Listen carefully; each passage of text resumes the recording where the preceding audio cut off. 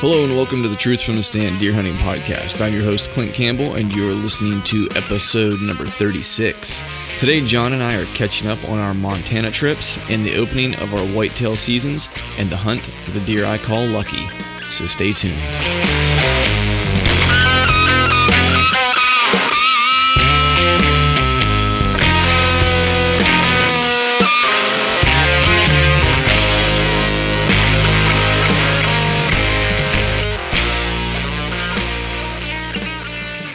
All right, welcome back to another episode of the Truth from the Stand Deer Hunting Podcast. I'm your host, Clint Campbell, and as always, I'm joined by my brother from another mother, Mr. John Utah Mulligan. How's it going, man?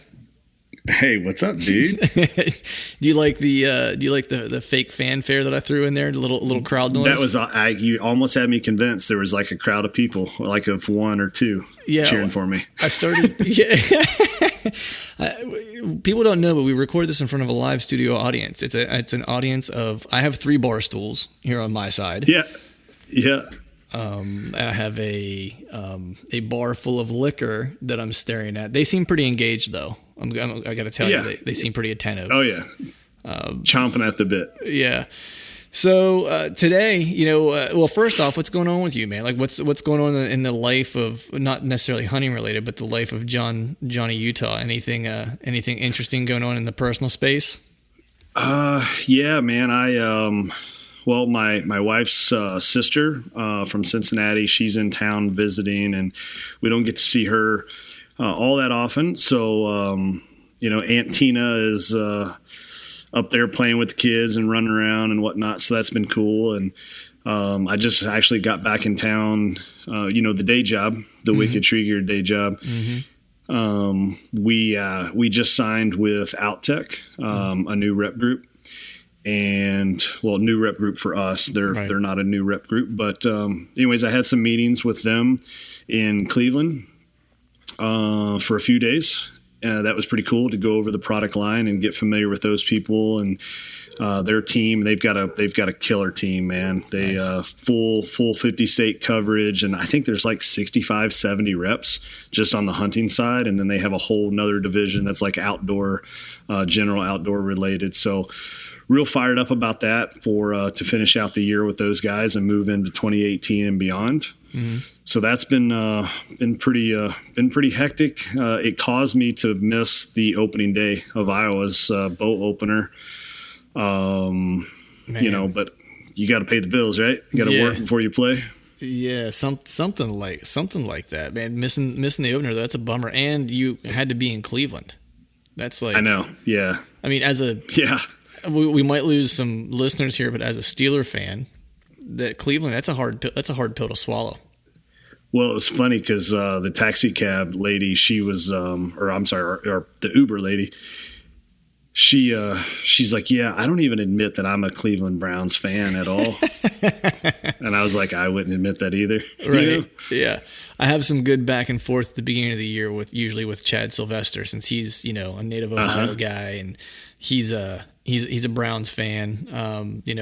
Unfortunately he admits that in public to a degree. Right. And he always likes to talk smack at the beginning of the year because the only time they have hope is before the season starts. So I let him have his 5 minutes, and then we usually play them pretty early in the year.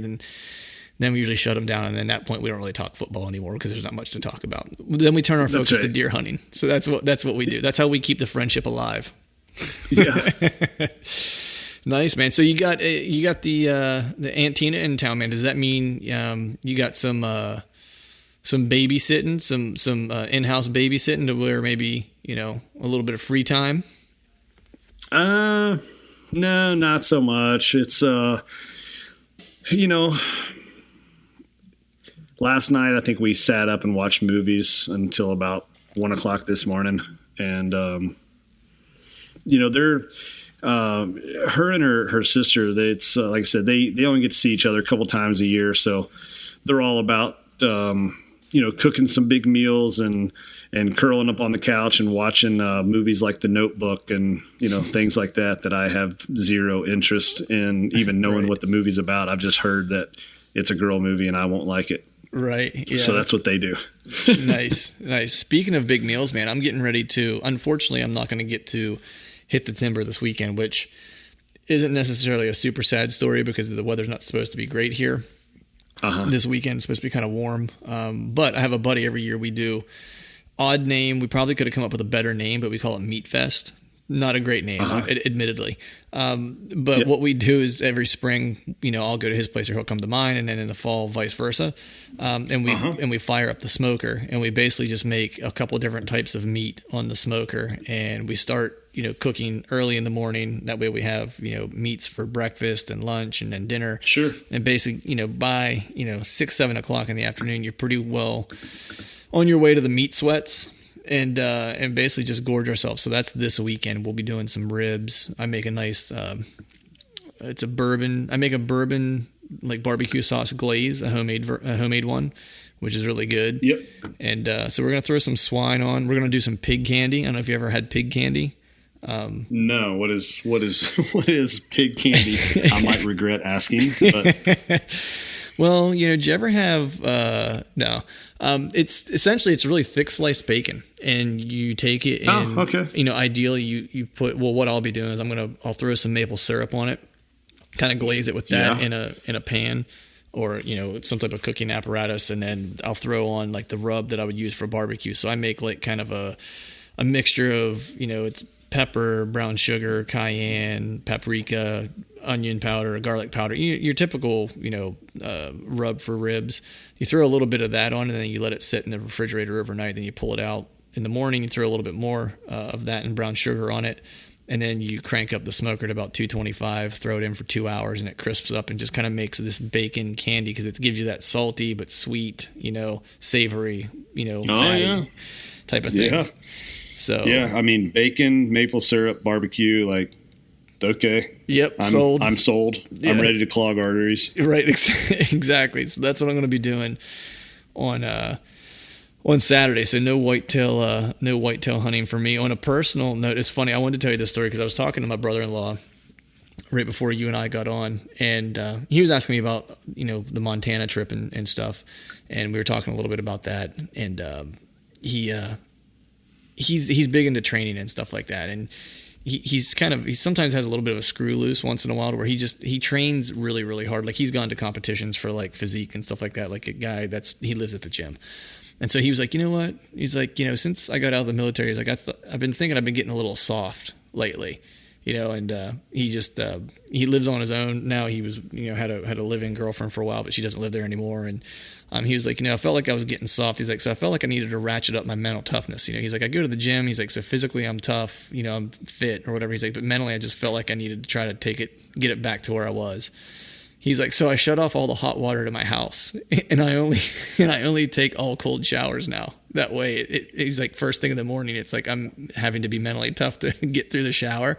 He's like, and the added bonus is, he's like, when you have a girl that's over, he's like, and you really want her to leave in the morning, she goes to take a shower. She's like, that usually ends pretty quickly. So that's his methodology for moving ladies out of his house and providing himself mental toughness. What's that? I was just agreeing. Yes. Yeah. I don't know that I could do that, but it seems so. Anyone out there listening, it's like if you have a house guest that you would like to move along quickly, turning off the hot water might be a move that you could employ.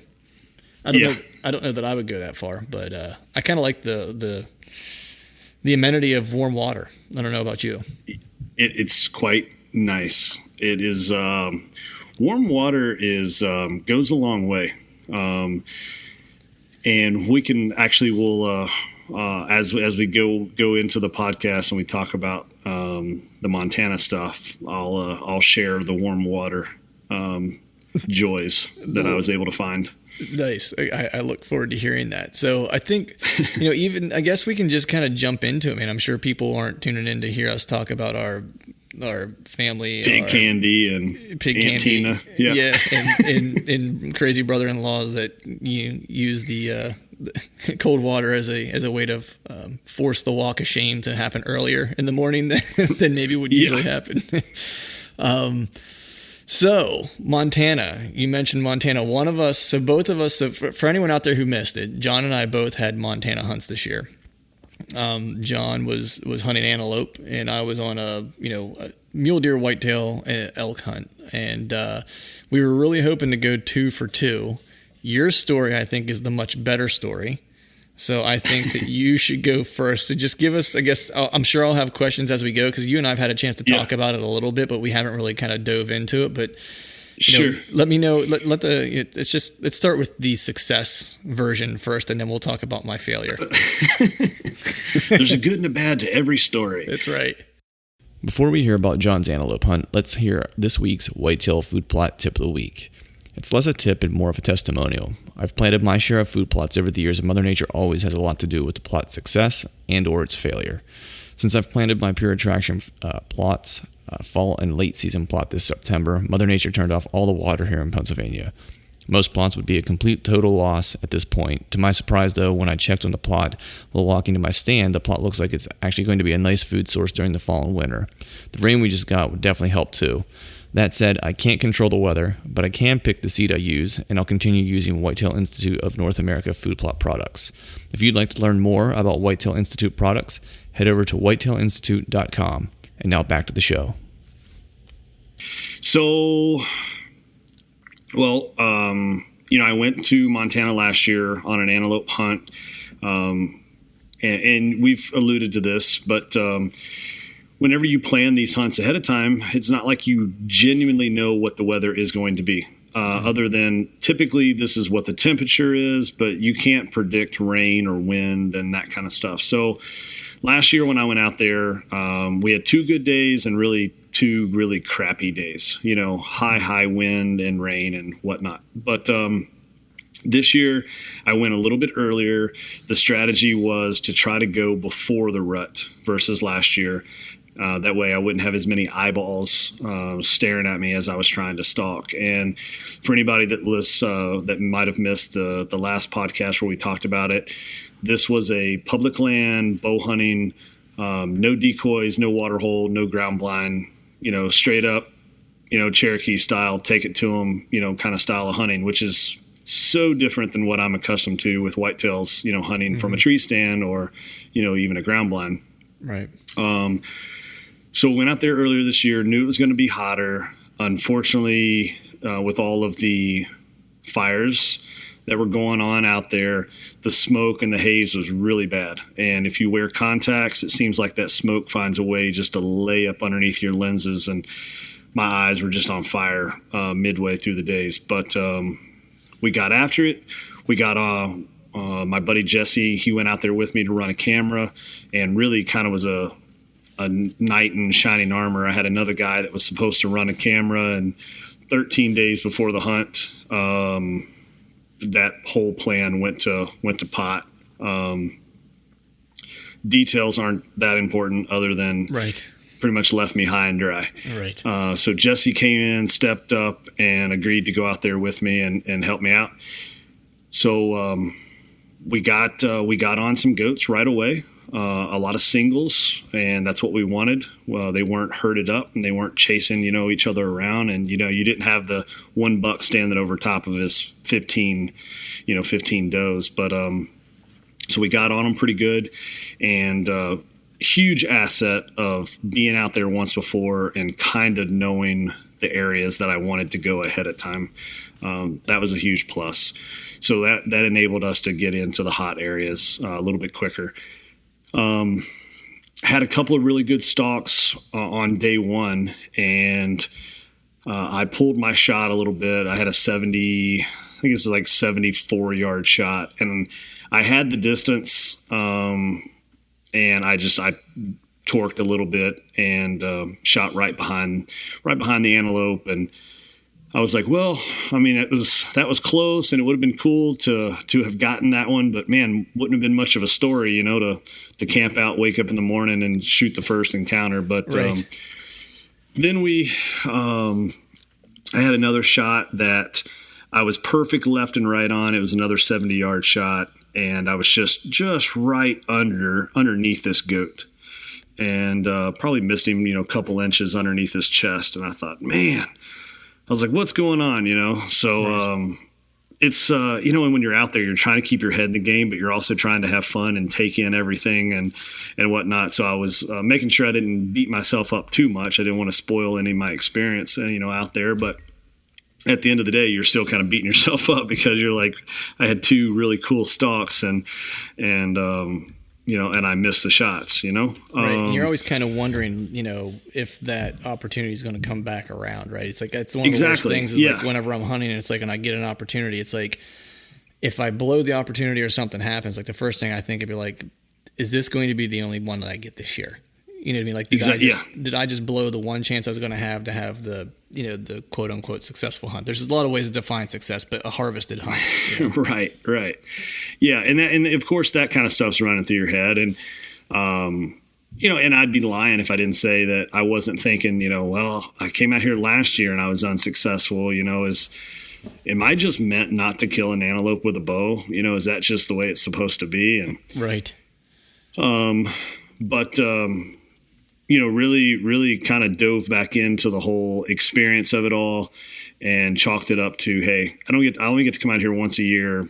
I'm not going to stand in the batter's box. I'm going to swing away. And if I strike out, I strike out. But the other thing that I learned from last year to this year was I didn't get out of the truck and to go on low percentage stalks. I only got out of the truck and did what I felt were high percentage stalks. Maybe you have a ditch line or an irrigation line, or you have a topography advantage where you can dip into something or pop in over a hill, and they can just see so well, and they move. They're transient creatures. You can spot one over a hill and you go to the other side of that hill and you pop up over and those jokers are already a mile away. And I'm like, they were just there a second ago. But so there was a lot of that kind of stuff. But so we stayed after it. And on day 3, we changed things up. We moved away from Broadus and we went down to a town called Alzada. And on our way back to Broadus. What part of Montana is this? Are you in eastern? Southeast. Southeast, okay. Yep, southeast corner. Not far from Wyoming at all. Right, okay. And so we were kind of around like Powder River and some of that area when we were up around Broadus. But so we went a little further south into or I guess southeast, kind of into Alzada.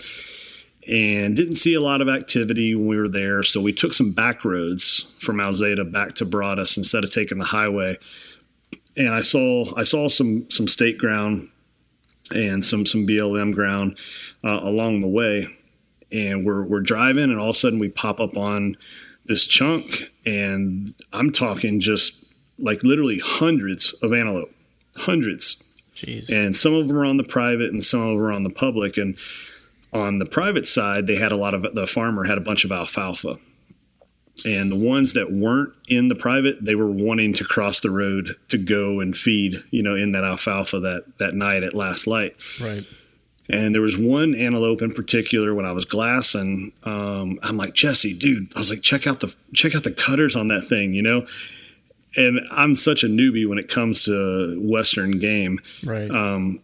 I don't know what is a trophy antelope other than people say if they curl over really good, that's a good thing. And if they've got big cutters, that's a good thing. And up until this point, I thought that there was like an inside spread measurement, like on a whitetail. Right. I'm like, he's not really wide, but man, he's got a lot of mass and he curls over a lot and he's got giant cutters. And so we saw him, but we ran out of light. Right. And so how do they assess like the size? Like, I mean, I guess score, but according to the Boone and Crockett measuring, there's 4 mass measurements. So like a whitetail, you have the I guess you can call it like the horn length from base to the tip.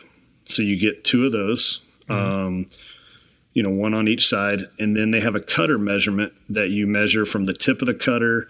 You follow the base of it. And then when it touches I guess what you would call like the straight up and down, in terms of whitetail, when you get to the base of the main beam, so to speak, or the tine, the base of that tine, right, then you go straight across the widest part, okay, of that horn, right, and so it's it's kind of a 45-degree angled measurement, right, okay. Or maybe 30-degree angle, however it's shaped, and then that's it. There is no inside spread credit. There's none of that. There's no tip to tip,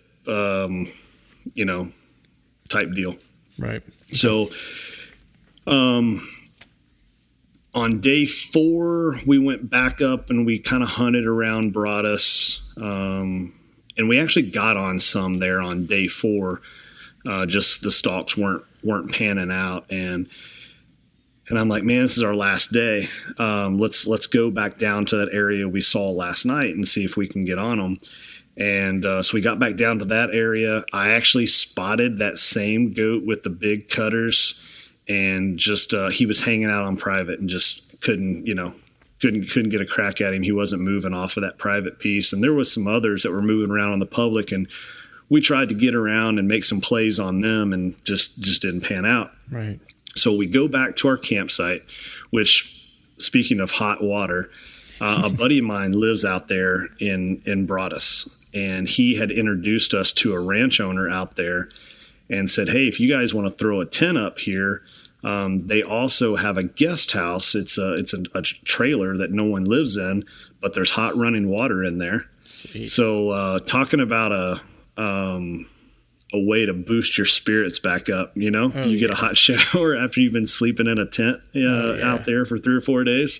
For sure. So now we got our spirits lifted. We just got a hot shower in, and we're laying in our tents, and I kind of yell over to Jesse, and I'm like, hey, what would your thoughts be? I mean, I know we're supposed to wake up in the morning at like 6 and tear down and load up and head back to Iowa.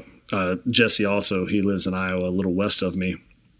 And I said, what if we got up at like 4 and we tore down and we drive back down to that piece of public where we've been seeing all those big goats on?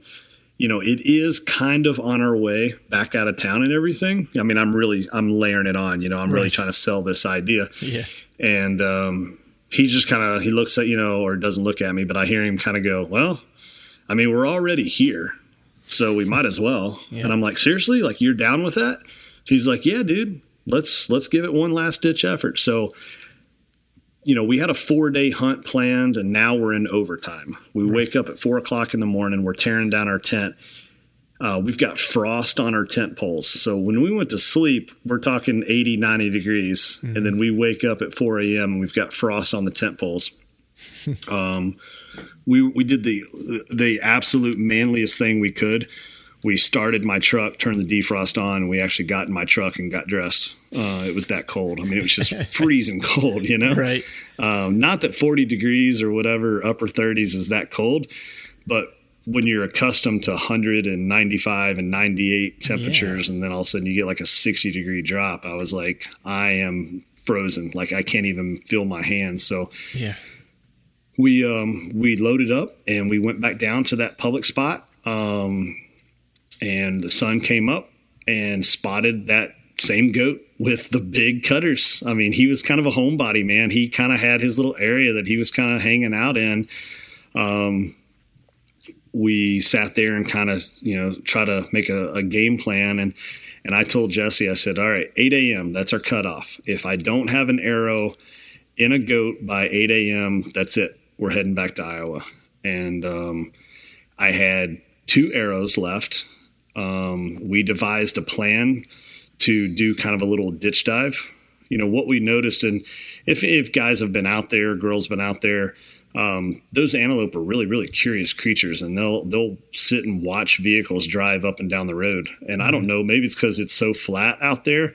It's like the only source of entertainment or something. I don't know, but they like literally they'll stare and they'll watch at vehicles. So after watching this kind of stuff, over the past few days, I was like, hey, Jesse, here's the plan. You get in the truck, you drive the truck. I'm going to dive off into a ditch, into the ditch line. And, it gives me a couple of feet, but that's all I really need. If you got a couple of feet to get into, and then the sage bush is, tall enough, I can hide behind that. You keep on driving down the road, and he's going to watch you drive down the road. And it'll take his mind off of me, jumping out of the truck.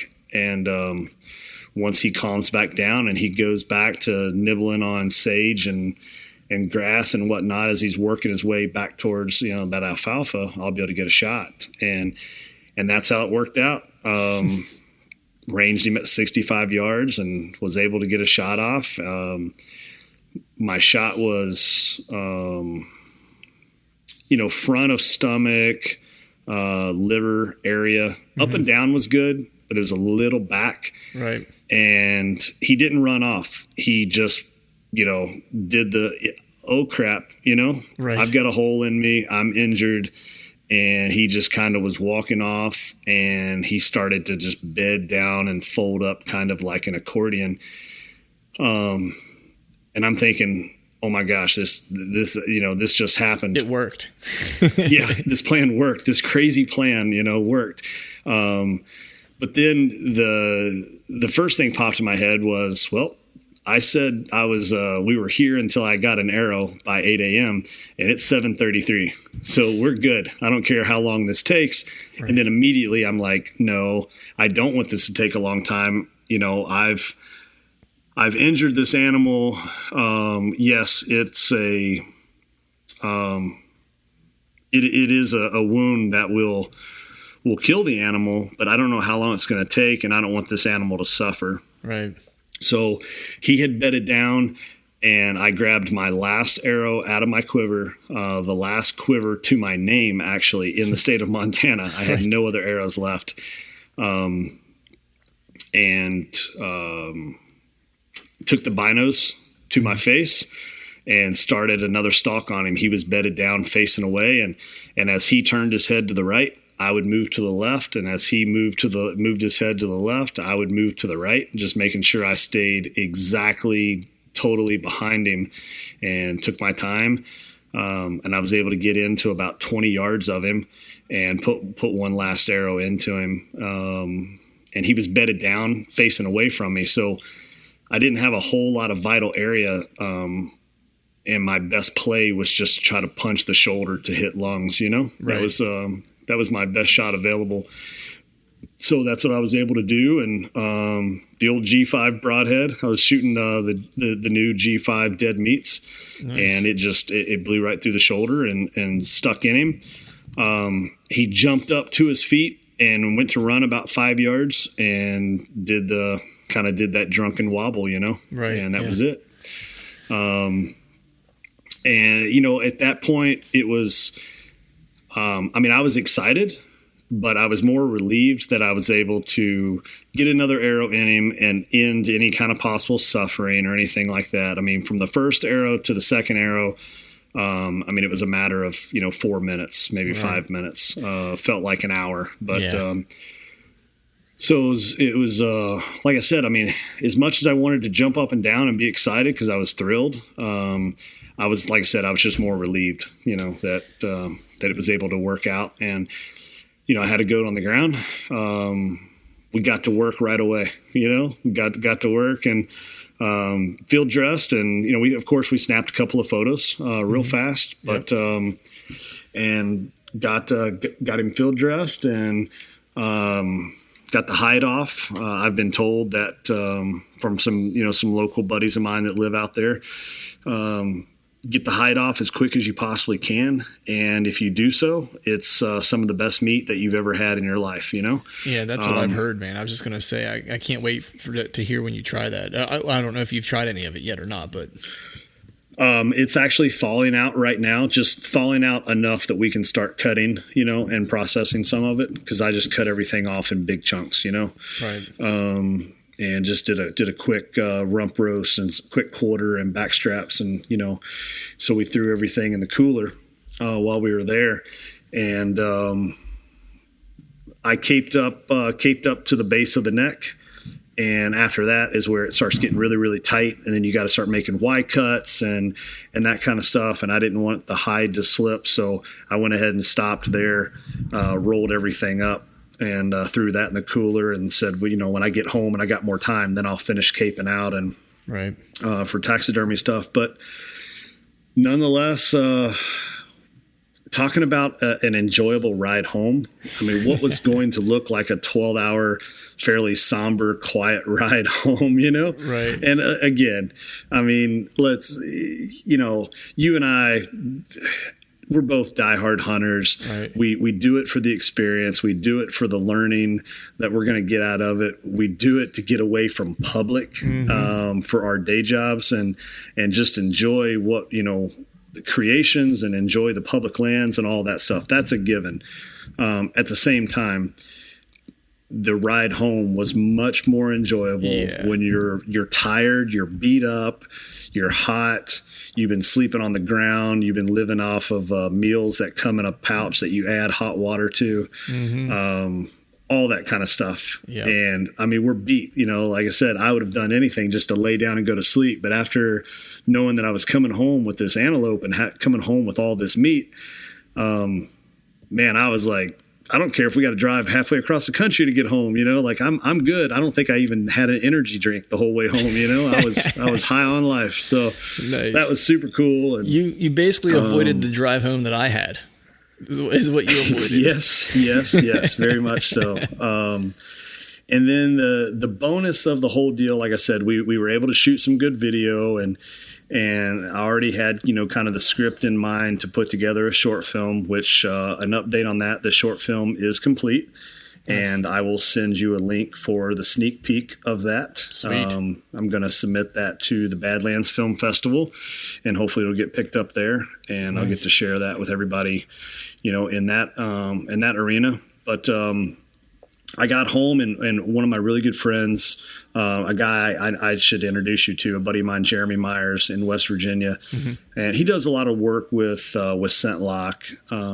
It's one of his main brands that he does some work with, but really good photographer, great editor. And he calls me and he's like, man, I got to hear all the details. So I'm telling him, you know, kind of telling him the story and more of a Cliff Notes version than what we just did. But, he's like, have you measured him yet? And I said, no, you know, I haven't measured him. I said, dude, you know me, I didn't even measure my Iowa buck from last year. It seems like the more I hunt, the less the score means to me. But nonetheless, he's like, will you measure him for me? And I said, I don't even know where to start measuring, you know? I was like, he's not really wide. He's like, I don't think that's one of the measurements. And I'm like, well, sure it is, you know, because that's a measurement on whitetails. Right, yeah. So he sends me a link to the Boone and Crockett measuring thing, and he texts me. He's like, hey, did you get that? I'm like, yeah, I got it. And he's like, well, did you measure him yet? And I'm like, no. He's like, dude, seriously, like, please, just for me, will you measure this thing? And I said, why? He goes, well, you sent me a picture, and I've seen other pictures of other antelopes, and this one looks really big. Right. And I said, what are you saying? I mean, he's big, like – in a whitetail world, what does that mean? He's like in the 50s? Is he in the 60s? Or like, what's that mean? He goes, no, like I'm thinking like 70s, 80s. I'm like, shut up, you know? So against my better judgment, I said, all right, screw it. I open up the attachment and I'm like, all right, this isn't going to take very long. This is this is actually a pretty simple measuring system that they have there for these things. I mean, it is kind of a 2-pointer, right? With kickers. Right. So, I'm like, this won't take long. So I measure him up, and I measure him once. I write down the score. And then I measure him a second time. I write down the score. And both times I measured, it was within a quarter inch. Right.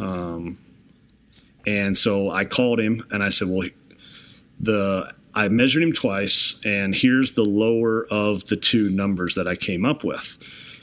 And he's like, okay, what do you have? And I said, I've got 81 and 5/8. And he's like, you are a jerk. I'm like, why am I a jerk, you know? He's like, dude, congrats. You just killed a Boone and Crockett antelope. I'm like, shut the front door, you know? I was like, that's just too funny. I didn't even know what I had done. And I'm like, that's super cool. I'm like, is it bad of me to say that I wish it was a big whitetail Boone and Crockett, but Right. hey, I'll take it. I'll take whatever I can get. My first one, my first antelope ends up being a Boone and Crockett. I'm like, that's. Yeah, dude. I mean, I'll take a little charity every once in a while, That's right, man. Well, there was no charity there, man, and you had to work for that. I remember I had texted you while you were out there just to see how things were going, and you had said, that you had missed one. I knew you were going to be in and out of service and stuff like that, so I wasn't, wasn't trying to blow up your phone. So we texted one day, and you said you had missed one, and I was just thinking, I was like, man, I can't believe you missed. Not that people can't miss, but I was bummed out for you. You know what I mean? Sure. You go out there and you get an opportunity. It's like, I'd like to see my buddy bring something home or have a harvest. And then I got another text from you, like not too long, or a couple of days later or whatever, with vindication. And I was, dude, I don't know, like you would have thought I shot the antelope. Like I was pumped. Yeah. Like you sent me the pictures and stuff like that, and I posted one of them on Instagram, and we'll actually probably use the other one of you with the antelope for the cover of this podcast. And I was showing like buddies of mine when I went out west. I was showing buddies of mine. I was like, hey, my buddy John killed this antelope, and my buddy Luke who lives in Montana. And he was like, damn, he's like, man, that's a nice goat. And I was like, yeah. He's like, does he live out here? And I was like, no, he's from Iowa. And he was like, man, that's a nice goat. Like, so, not local guy doing good on the trip. Yeah. Well, and that was the other part of it too. Like, after I had measured it, I was like, holy crap, this is too crazy, and I will admit, after he told me that 80 inch is the low side for Boone and Crockett, I have since measured him a third time, and I came up with 81 5/8 again. Right. So I'm pretty confident that he'll go Boone and Crockett. I guess there's a drying period time, that I got to wait on. Yeah. But since then, I've talked to several of my Montana buddies, Jordan Gill, Sam Solholt, and my buddy Ben, good horseman, and those guys are like, dude, that was a solid friggin' antelope, So if the local guys are saying that it's solid, then I was like, you know what, maybe this thing is pretty good. But it's amazing though, because like with those antelope, I mean, there's really, as long as it's a mature antelope, they all seem to be right in that area, 76 to 84, right. Okay. Which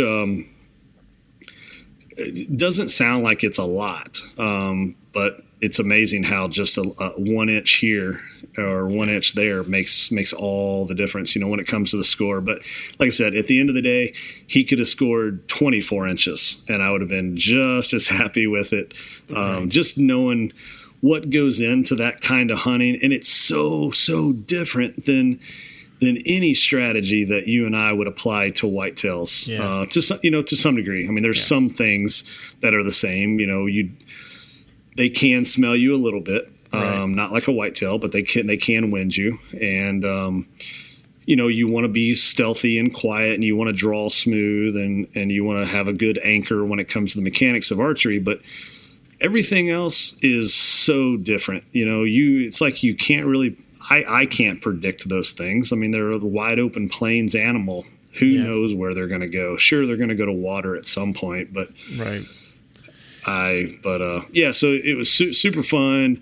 I'll point this out. So my buddy Jesse, right after we're done and we've got him loaded into the truck, and he's tagged up and everything. And Jesse goes, man, we ought to do this again next year. And I said, oh yeah. And he's like, we ought to come out here like early September again, just like this. But let's do mule deer, let's do antelope, let's do elk, let's get one of those big combo tags and just come out here for like 2 weeks. And I said, well, I can tell you one thing. If I come out for antelope, it's not going to be early September. He's like, oh, just because it's so hot this week? And I go, no, because it ain't rifle season then. If I come back out to Montana, I'm killing these jokers with a rifle because that's the easiest way to do it. Yeah, dude, I know.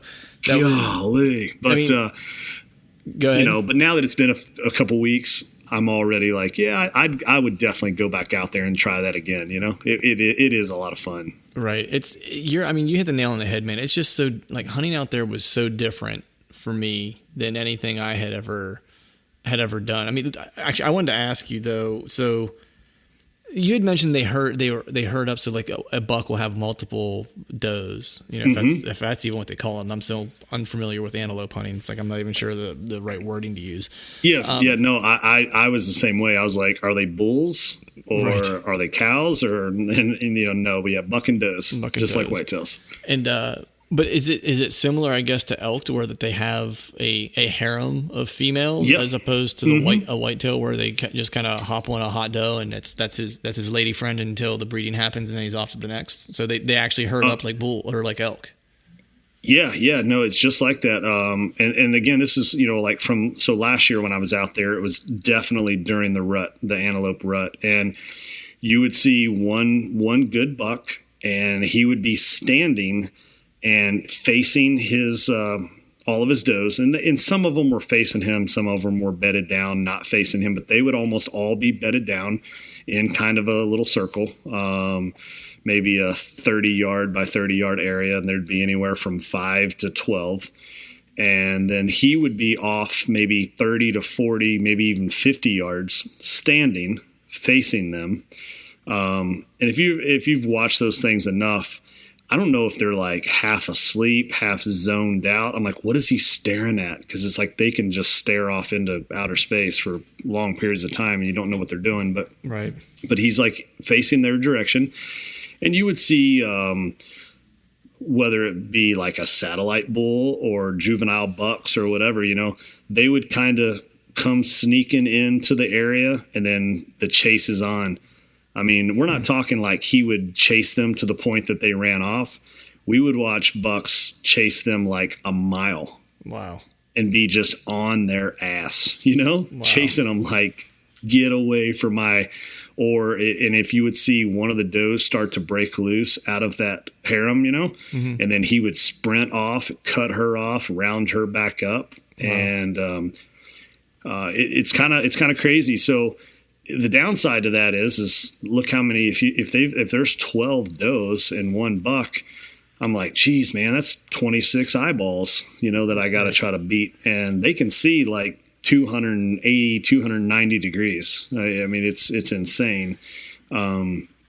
So that was some of the issues that we ran into last year is then you're limited. Then you're trying to find single bucks, or maybe they're juvenile bucks that don't have their own little harem that they've rounded up, Right.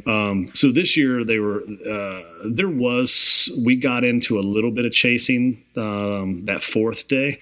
We shot some footage of a good buck chasing a younger buck off, but there wasn't any does around. So I think it was maybe some pre-testosterone, assertiveness going on, but there was some bucks that were kind of following does, but nothing like what it was last year later on in the month, where it was the hardcore rounding them up.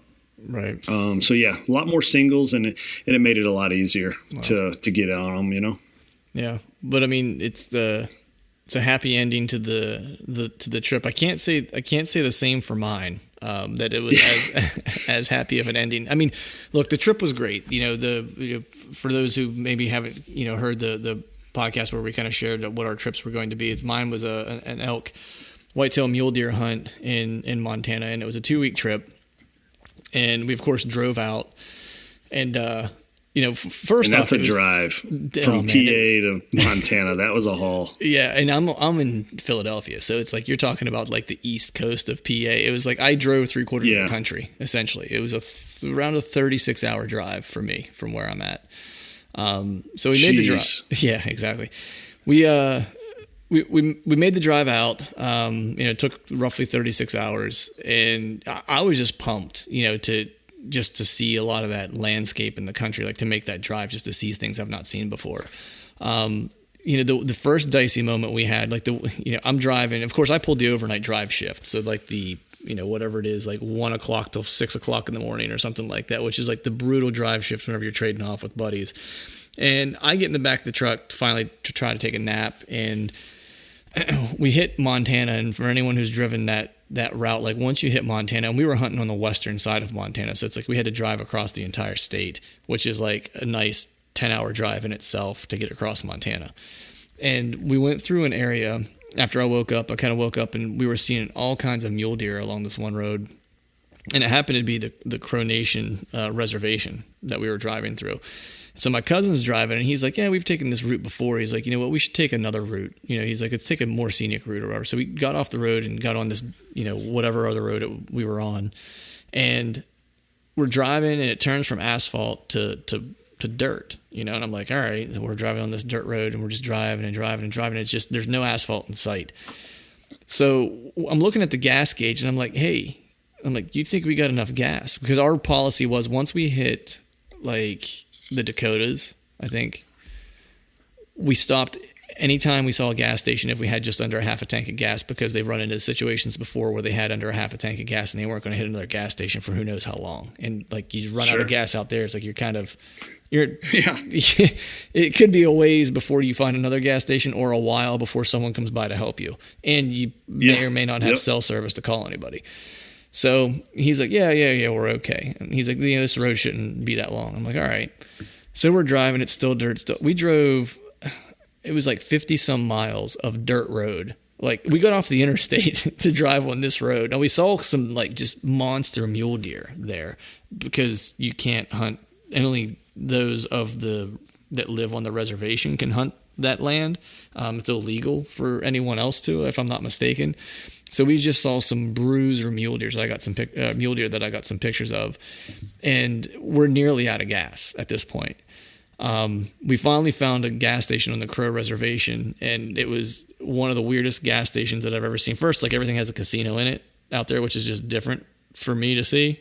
And they weren't super stoked about some non-local people being at their gas station, to put it lightly. So we got our gas and moved on our merry way. We got to my buddy lives in southwestern Montana, and he actually has he doesn't live there. He has a cabin there, and he actually lives in the Lincoln area and works for the U.S. Forest Service.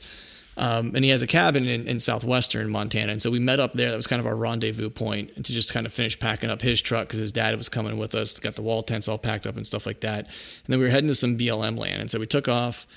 Again, it was like a 4-track, like 4-wheeler path to this BLM land that we're driving on. And once we hit the BLM land, it was an hour and a half roughly drive on basically a 4-wheeler trail into the mountains to get to where we were going to put our campsite for the 2 weeks. So that was like a long haul. One of the trucks overheated on the way. It was just, you know, one thing after another. We finally get there, set up camp, and we're ready to go.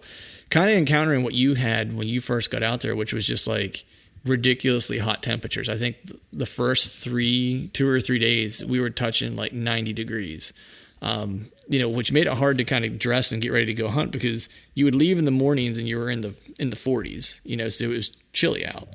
And then by mid-afternoon, you were hitting close to 90 degrees. And then whenever you were coming out after dark, when the sun went down, you were back dipping into like the 50s again before you got, back to camp or whatever. So it, of course, was kind of difficult to dress for us. But, at any rate, we get camp set up. We're ready to roll.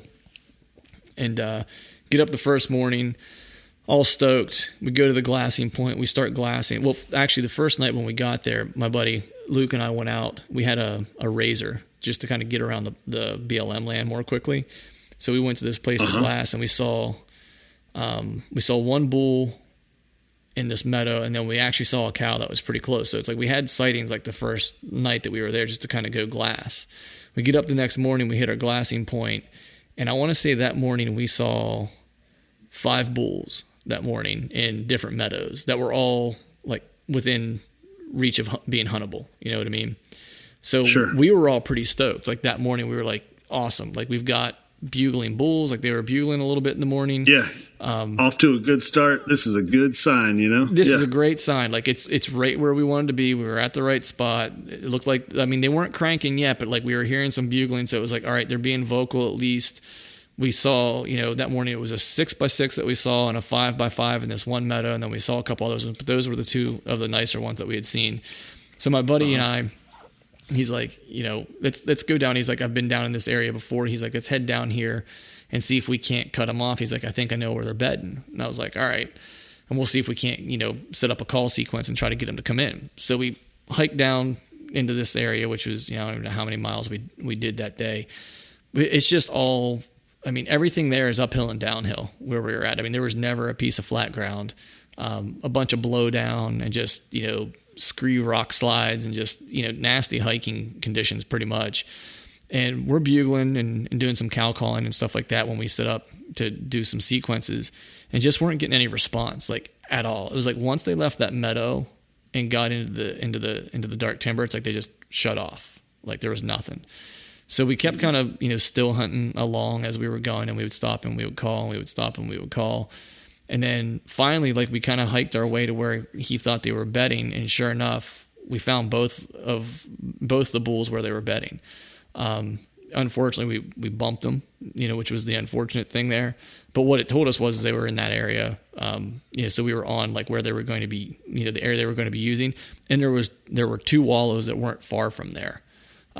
So the plan really was for me for like the next 2 days is I was going to hunt that wallow since the temperatures were going to be really, really high. Because thinking they were going to have to come to water. And it just never kind of panned out that, seeing a bull on that wallow. Not that they weren't using it. I'm assuming that we were just missing one another. So I think it was the 3rd day we still had pretty nasty temperatures. I guess it was the 3rd day before. Well, I hunted that wallow the 3rd and the 4th day, I think. So the 2nd day, I think we moved on from that spot to let it rest. And we put on this huge hike along this ridge that was just ridiculously long, completely side hilling the whole way. The peak of it was like 9,000 feet. And we had bulls bugling below us, and we just couldn't get them to move. Like they just weren't moving off of wherever they were at. They would respond, but they weren't making any headway in terms of coming toward us. So we spent that entire afternoon hiking out this whole mountainside. And I think this day we did about 10 miles this day. So once we got out to this final meadow, we both kind of looked at each other, and we did one last calling sequence, and the bulls just weren't now responding at all.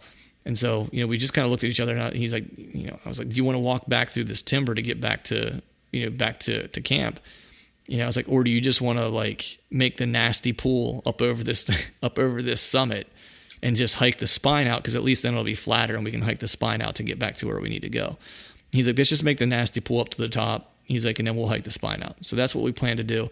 Dude, there were so many false summits on the way up this thing. Like every time I thought we were getting to the top, it was just like a peak before you could see the next peak. Like, and it was just like, and there were like 4 of those. And at the end, it was like we were at 9,000 feet and some change on this scree rock slide. We crest over it, and I'm huffing and puffing because we just, hoofed this whole thing. And I just happened to look up, and there's a huge mule deer standing 40 yards in front of me. And I'm like, you got to be kidding me. I was like, there's a mule deer right there. I have my bow. You're like, I have a tag for that. I have a tag for that. I was so tired. It was one of those things where it was like, it took me a second to like for my brain to like register what I needed to do next. So I ranged him real quick. We didn't like spook. He saw us, right? So he started just kind of like walking away, and I ranged him at first, and he was 40 yards, and he moved again, and then he was at like 50 yards, and it's like I was comfortable out to 60, and he pretty quickly got to 60 and beyond. So, we decided it was like we'll let him kind of walk until he's just far enough away, because there was basically a saddle between this summit and the next summit over on the spine. And so, we both kind of looked at each other, and I was like, he's probably going to kind of dip down on that saddle. And I was like, we both agreed that if we back out after he turns his back, we can probably run around that point, get over to that saddle, which is exactly what we did. Get over there, take my shoes off, and then try to put on a stalk to get down over the point to see if I can get a shot at him.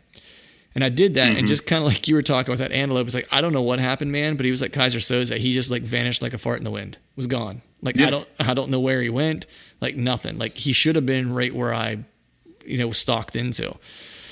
So I put my boots back on, and, my buddy had my camera, and it was one of those ones where we were actually going to get it on film if it happened. And, So we decided, it was like, all right, well, this isn't happening. Let's just go ahead and hike back out. So we put my boots on and we start hiking back out. And then don't you know, like we hike maybe like 100 yards and he's standing 40 yards in front of us again. Like, and I'm like, there he is. And he's like, yeah. And I range him and he's at like 40 yards and he's at 50 yards. And I went to full draw on him. And I'm standing there and I'm thinking, I'm just like, and I was just losing so much daylight. At this point, it was like, I just didn't think that I could make an ethical shot at that point with the type of light that I had. So I drew down, and it was just one of those things where if I had probably another 40 minutes of daylight, we probably would have been able to get an arrow in him, at least a shot at him.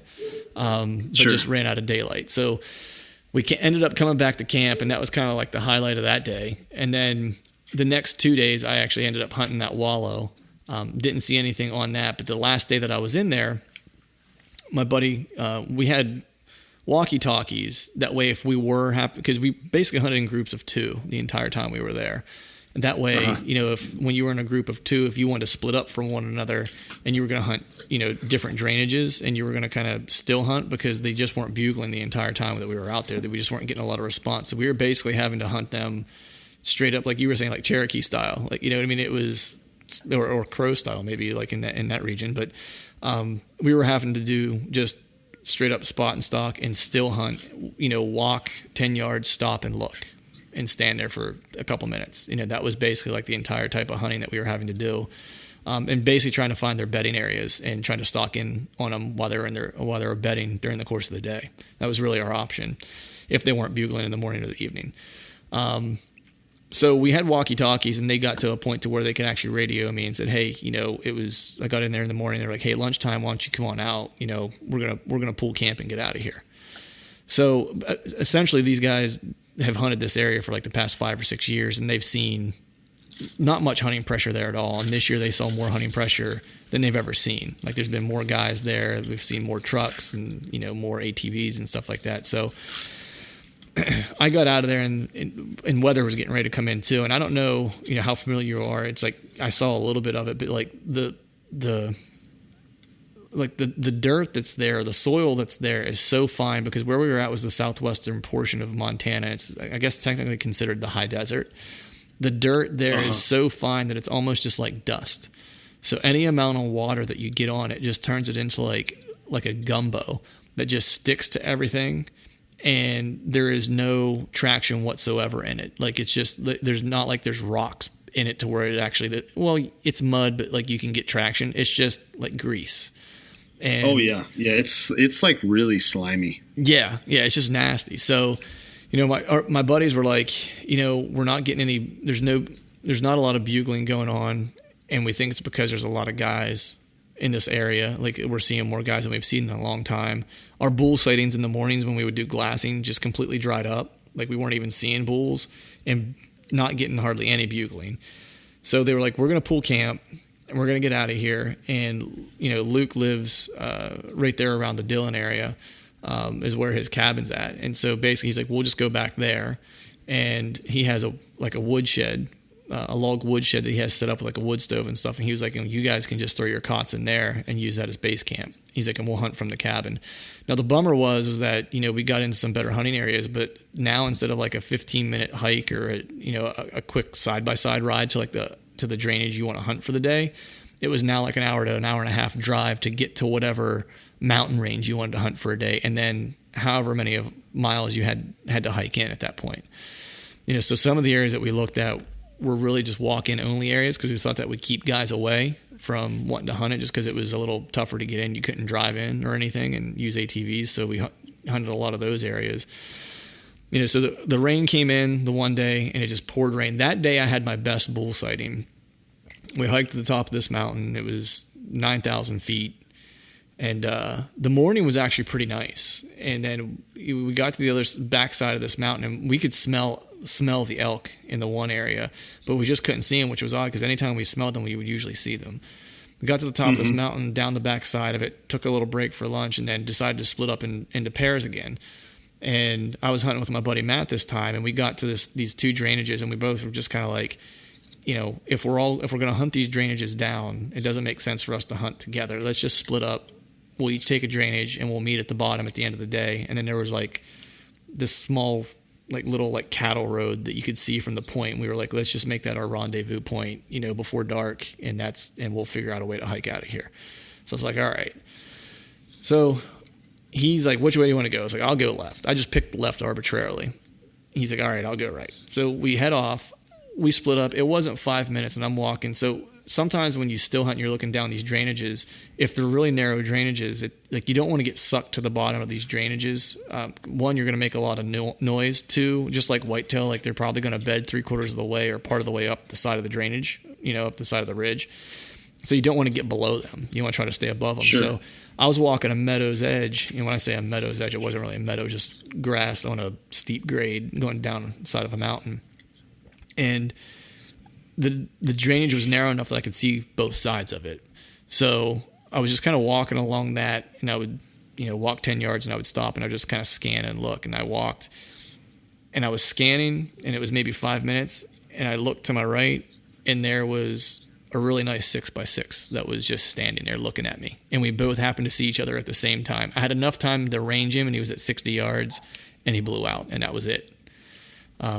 Which was kind of a bummer, because it was one of those things where, kind of like what you were saying earlier, where it was like, I was like, is that going to be the only opportunity that I'm going to have, like to have an elk in range this entire trip? And I just completely blew it. It's like I didn't even get it, Right. I mean, there wasn't really anything I could do about it. It was just the conditions that we were hunting in. It wasn't like I could call to him or anything like that, because we had been calling as we were hiking into that spot, and we were getting no response whatsoever from anything. So there wasn't like I could do a whole lot about it. The only thing that would have helped me is if I just would have seen him 10 seconds earlier. I would have had an opportunity, but that's just wishful thinking. So we get to the bottom, and it's one of those things where it's like the hunting's been pretty tough. I get to the bottom of that drainage, and I'm waiting to meet up with the rest of the guys, and it just starts pissing rain. Like, aside from seeing that really nice bull, the best thing that came out of that day was that my Sitka rain gear worked to perfection, and I stayed dry. That was the best thing that happened, like, on that day, basically, was that I stayed dry. Like, and I can absolutely vouch, like, I've never had rain gear that actually worked, and that rain gear works. So nice. I hiked to this tree that we said we were going to meet at, and we're like, all right, let's get out of here. So after all that, my feet were wet, of course. It was a 4-mile hike out still, like, to get back to like where we parked the truck. So we hike out. The next day, it was supposed to snow like crazy. We got up the next morning, and it was just like, it was basically a whiteout. Like, there was no way to go really do much of anything. It was supposed to ease up in the afternoon, so we waited until the afternoon until the snow eased up a little bit. We tried to get into some areas to hunt, but just some of those access roads to get in. I mean, you live in a super rural area. It's basically like a 4-wheeler path that you're trying to get through that nobody plows or anything like that. So it's, and some of those roads have sheer cliffs on both sides, and it's like if you lose traction, it's like you're just kind of out of gas. You just hope there's a tree close to the top of that drop off to stop you. Yeah, exactly. So we made it partway up this one mountain, and we all just kind of looked at each other, and it was getting kind of dicey. And we were like, well, we can get out and throw the chains on and try to make the rest of the way up this mountain, but there's no guarantee that when we get up there number one, that we'll be able to get up there and end up having to back down. And none of us liked the proposition of that. So that day it was a wash. The next day we went back to where I saw that nice 6x6, because that same day that I saw that 6x6, my buddy Matt saw 7 bulls on his hike through that drainage. So there were bulls in there. They just weren't bugling, because I think he saw 7 bulls. I saw one earlier. So I saw two that day. And then my cousin and our buddy Luke, they saw, for public land, saw a really nice bull. They ended up finding a wallow, and they just happened to sit down there to take a rest or take a break hiking, and find a place to take a break, because it's a attractive place to kind of sit down. And a bull actually happened to walk by. He just never got a shot at him. But he was a bull that was over 300 inches and just never got a shot, which is a great public land bull. So we were like, you know what? We know there's bulls in there. Let's go back. And there's nobody there. Like, we saw no human sign. It was a 4-mile hike in just to get to where you would want to hunt, to where the drainages started, So we made the 4-mile hike in, like, bitter cold that morning, foot of snow. That day I ended up doing 15 miles in knee-deep snow at 9,000 feet of elevation. That was, like, you want to talk about, knock your stuff in the dirt that day? Yeah. I had nothing left, man. We got to this mountaintop, and I dug a hole in the snow to get out of the wind. I laid my rain gear on the snow and put my pack behind my head, and I passed out for 2 hours. Out cold, took a nap. Yeah. I'm thinking that day, actually, my cousin had a shot at a bull at 18 yards and still couldn't get a shot because all he could see ass and antlers was all he could see. And the bull had no clue he was there. And at one point, for whatever reason, animals always seem to have this sixth sense. The bull looked over his shoulder at him. And usually when an animal goes to look at you, if you're behind them, they'll turn and give you a shoulder. Sure. Never gave him a shoulder, and he blew out of there and was gone. So, in all, the hunting was pretty tough those couple of days. We ended up moving to a different mountain range altogether, which was, the hike wasn't quite as far in, but the pool was pretty nasty up over the top. Again, it was, right around 9,000 feet, 9,200 feet or something like that. But down the back side of it was some really good dark timber. So we ended up getting in there and splitting up. My cousin and our buddy went one way, and then me and my other buddy went the other way. And, once we got down in there, we started calling, and immediately we had bulls respond. And so we were like, all right, this is good. This is the best response we had the entire trip that we were out there. And so we had 3 bulls that were working. One was just to the left of us and below. One was directly below us, and one was to the right and below us. And so we just kind of stood there. We bugled back a few times, did some cow calling just to see who was going to respond. It sounded like the one to the left and below us was the herd bull, and he wasn't making a move. Like, he wasn't coming. It sounded like the one in the center was just moving away from us, but the one to the right, it sounded like he wanted to play a little, like he was willing to play ball. So we started walking or stalking toward him, calling, and then he ended up moving away from us. And so we just kind of paused and kept calling, and he would respond, and then his responses kind of slowed down a little bit. And then we walked a little closer toward him and then let out a bugle just to see if we could get something to kick up again. And he responded right away. And now it sounded we were about the same distance away that we originally were. Like, we closed the distance and he didn't really move away. So he was probably about 100 yards away. And so at that point, we were like, you know what? The hunting's just been really tough. We're just going to be aggressive. Like, we're just going to have to go after it. So our plan is basically, I'm going to call, cow call or bugle or whatever the case is. He's like, whenever he bugles and responds back, we're basically going to run like 20 yards, like run as far as you can run until he stops bugling. Cause when he bugles, he's not gonna be able to hear you. He's not gonna be able to hear you. So that's basically what we did until we started closing the distance. And then really what it was like, we basically cracked his safety zone. And once we cracked his safety zone, he started coming toward us. Like, he just needed to get to what I think it is. And I'm not an expert in hunting elk. I think he of course was a satellite bull, but I think that he didn't want to come in on a herd bull's cow thinking he was going to get his ass kicked. But if the cow was willing to come to him and not and move away from the herd bull, then he felt a little bit safer about not, getting into a fight with someone who was going to whoop him. You know what I mean? So makes sense.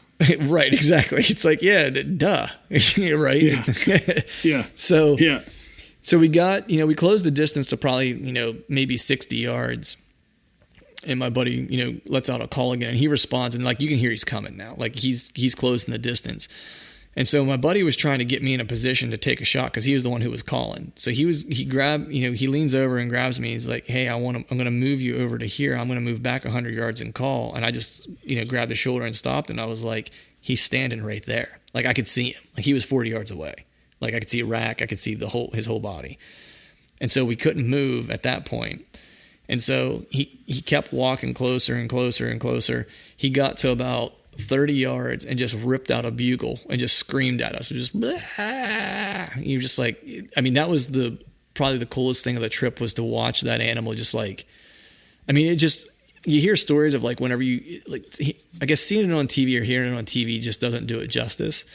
When you're standing there right in front of them and they do that, it's just like, it's a sound that just like goes completely through you. Like, you can feel it. You can feel it in your chest. You know what I mean? Like, just like the tone and just like the gravitas of like their bugle. And so he's standing at 30 yards and just like rips out a bugle, and he's stepping closer to us. Now, I couldn't move to get a shot, so My buddy was standing to the left of me. I was directly to the right. I mean, we were literally standing a foot apart from one another. There was a shooting lane to the left, and there's one right in front of me too. So it just happened to be whatever way he made a move, whoever had the clear shooting lane first was going to take a shot. And that's what we agreed to when we went on the trip, was there was going to be 4 of us all hunting together at different times. You know, we all share the meat, you know what I mean? So, and we all help each other pack out. And so we don't, whoever has the shot, take it. Don't pass it up so someone else gets the shot opportunity. Sure. You know, don't look a gift horse in the mouth, essentially. So we're standing there, and he walks in, and he's at 26 yards now. And now he looks right at me. You know, my buddy's already at full draw, and I'm trying to get drawn. And I'm like this is the worst, because I drew my bow back halfway and couldn't finish the draw cycle. So I'm holding my bow like all 65 pounds at half draw, like just standing there waiting for him to like move his head so I can finish my draw cycle. He moves his head and looks like to his left, kind of behind him, away from us. I finish my draw cycle. I pull back. I'm just waiting. And then he passed my buddy's shooting lane. He released, hit him. I saw the arrow hit him, hit him. It was a good shot, of course. And it was weird. I was expecting like a whitetail reaction, like a big kick, like when you really hit the money shot with a whitetail, it's like you get that big kick, and he didn't do anything but like just kind of jerk and and like turn to his left, like away, and broke the arrow off. But you could see that he had in, like a good, man, I don't know, probably like 16, 18 inches of arrow that was in there, was stuck in him. And he didn't run away. Like I was expecting him to run. Like he just turned, he jumped, turned, and then just started walking away really slow. And we both looked at each other at the same time. And I just said, I was like, that's a dead elk. I was like, he's hurt. Started walking away, and he looked at me, and he's sick. He gets back about 40 yards, and you just see his back legs give out, hit the ground. We waited for about a half hour, walked up, found good blood. He walked. So in total, when he dropped, he was 40 yards from us. He was shot at 26 yards. He made it maybe 20 yards before he piled up and then slid down this side of the mountain. Once we caped him out and, started quartering him out and stuff like that, we pulled the heart out, and my buddy shot him straight through the heart. I mean, if anyone follows the Truth From Stand Instagram page, there's a picture on there, but he made a perfect heart shot where that dude was dead on his feet after the shot. Yeah. Just didn't know it. That's nuts. I would like to say that's where the adventure ended. So that was on a Sunday, and my buddy, he's a little nuts. We're getting ready to pack in on Sunday. Like I pack stuff in because I'm not used to that terrain. So it's like, I take stuff in to like plan to stay the night if I have to, you know what I mean? Cause I'm like, well, if something happens and I got to stay the night, it's like, I want to make sure I got food, something to make a fire, like all that stuff. So we're getting ready to leave the truck before we do that hunt. And he's like, Campbell, it's no pack Sunday. I'm like, what? He's like, no pack Sunday. He's like, we're going in light, we're going in lethal. And I'm like, what are you talking about? He's like, if we don't take anything to take care of something after it's killed, he's like, we'll kill something tonight. And I'm like, dude, you can go with your no pack Sunday all you want. I was like, I'm taking a pack with like an extra jacket and something to drink. You know what I mean? I was like, I'm like, whatever. So sure enough, we get in there and he shoots it. So we only have one pack. He doesn't have a knife. He doesn't have anything. Right. So good thing I had my pack, because I at least had a knife and stuff like that. We start, he was shot at 6:30, and we didn't walk up on him till just about 7, and we're in the timber, and it gets dark out there right around, I think you could probably have shooting light to maybe 8:15. If you're on a meadow, if you're in the timber, your shooting light's probably gone by like quarter to 8 probably. So we get down and we start caping him out, and, or you start quartering him up and stuff. And I'm like, you don't have a pack. How are we getting this thing out of here? He's like, well, give me your pack. I'll carry the heavier quarter. So that night we took out a hind quarter and a front shoulder, which I made a drag rope and drug it and partially carried it on my shoulder out. So it was a partial drag and partial carry. So of course he doesn't have a light either. So now it's pitch black dark. And I'm like, all right, I got a headlamp. So let me get my headlamp out, put my headlamp on. It's a 2-mile walk back. So we have to scale the other back side of this mountain to get up on the point of the mountain to walk back down the other side in the snow. Because remember, it snowed a foot, 2 days prior to this. We get about 20 yards and my batteries in my headlamp died.